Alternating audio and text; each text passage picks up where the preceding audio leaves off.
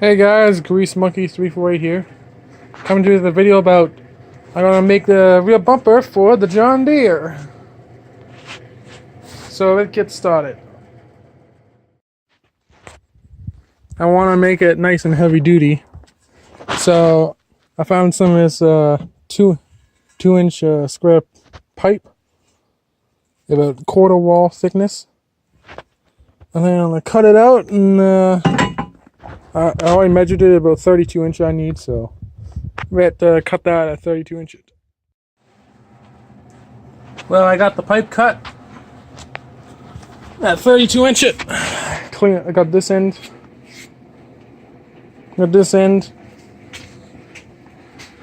Clean it up on the grinder, and then yeah. So I'm gonna do that, and I'll be right back.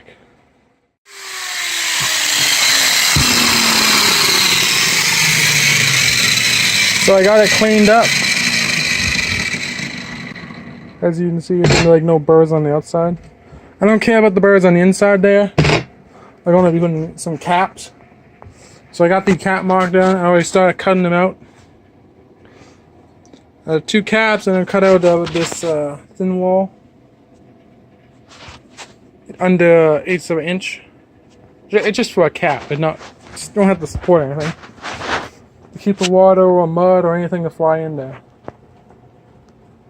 Yes. Yeah, this is some 1/4 inch. I checked it. It's a pretty heavy steel, so if you hit a tree or anything or back into someone, it's not going nowhere. Next, I'm gonna cut those out and start looking for some brackets. Well, I got them cut out. They'll fit like right over top of the pipe. I left a little gap there, so when you put the bead weld on there, it won't stick out. You don't have to grind not much off. And I found these. These are 1/2 inch steel plates. They're about 1.5 inches wide. They'll be perfect. I got 2 of them. This one a little bit gotta be bent straight again. And I cut them out about 9.5 to 10 inches long. And I'll fill in these holes with a weld. That'll be my support post. So I'm gonna get doing that. Talk to you guys then. Well, I got the 2 support pieces made. I got a 34-degree angle cut. And that'll be right around here from the tip here. So it'd be upwards point. So I'm gonna get to cutting these out. These are 1/2 inch steel plates, so it'll take a bit. So I'll cut them out and I'll be back. Hey guys, I got it cut out on the top. So we got a nice angle to it. As you can see, there we go. At the angle. Now I'm gonna cut out the circle. And a whole bunch of different ways. But the way I like to do it, to get that nice curve in here. So like they fit nice and tight to the pipe. And then there's a solid weld in there. This pipe is 2 inches. This is 2 inches wide. So you go 3/4 of the pipe. So pipe is 2 inches. It'd be a little bit under 3/4. So you want to measure 3/4 up, and then mark a line. And then find out the halfway mark, which is 1 inch on this 2 inch wide. And you make your circle up, half a circle. And just that simple. And that's how you get the perfect fitment. So I cut this out, and I found these some of this L stock. 1/4 inch thick. Need it heavy duty. And make little sort of like 4-inch brackets that bolt onto there. I'm not gonna drill some holes because this is some thick stuff. This is like 3/4 inch or a little thicker than quarter, 3/8 I think. Drill some 1/2-inch holes, tap them, so I can bolt these plates on. And then I can weld everything to that, so it'd be an unboltable bumper. So I'll get doing that and I'll be back. Well, I got the brackets cut. Just simple 1/4-inch steel, L shapes, some angle steel I mean. So this will be like this. Drill 2 holes, tap it, put some 1/2-inch bolts.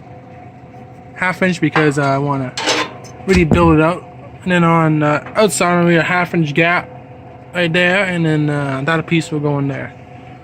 So drill some holes. These are 4-inch across, so I'm going to drill one 1/2-inch on that side, 1/2-inch on that side. And then, yeah, then I can start welding all this together. Well, guys, I got the holes drilled in here. A 2.5 inch by 1 inch. And then them 1/2-inch bolts, 1/2-inch holes. As you can see, I already knocked it. Took a hammer in my pick. And I made some little divots. Yeah, you can see on that now. I'm just gonna drill them out. Get up to about, this is a 1/2 inch. As you can see,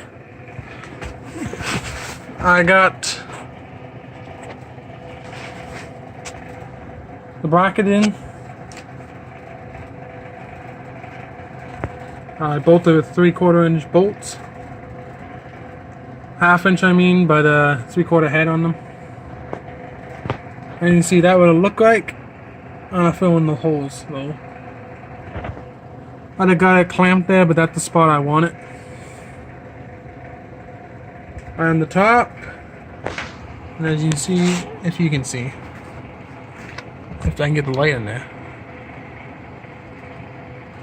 Right on the bottom. Is that the most strongest it can be right there? I already got the holes tapped too. That was the bolts in. But yeah, that would go right there. Put the bolts in. Clamp that one and weld that too. I'm not gonna do a tack weld. Then I'll pull it off and do a full weld. Same with the bumper. I'm gonna put it on and tack weld it. There we go. I got it plopped up. I got those one TIG welded on. I mean, arc welded. And I got a ratchet strap holding the rear bump on. So yeah, I think that looked pretty good. I'm gonna tack weld those on the bumper, and then we can get to where we weld it fully on. Gotta put the caps on too. Okay, there we go. Got it fully welded.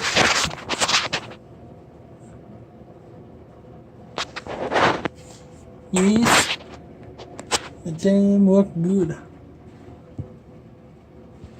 I didn't weld the back side because that side is against the machine. But yeah, I think I got the end caps on too.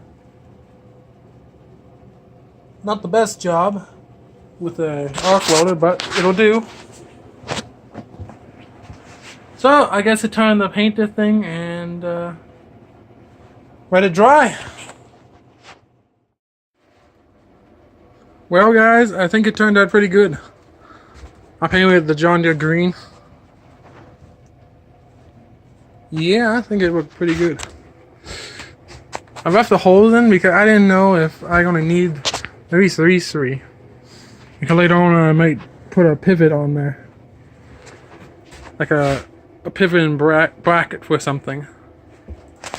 But yeah, I think it turned out good. It's gonna be mighty strong.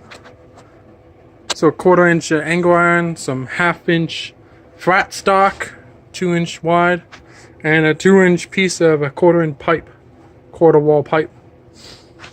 So yeah, I can tow or hit something with what I want. They said John Deere is a garden tractor, so it built heavy duty, so it deserves something heavy duty. So there we go. Yeah, I'll see you guys in the next one. Hope you had a good day. Bye bye.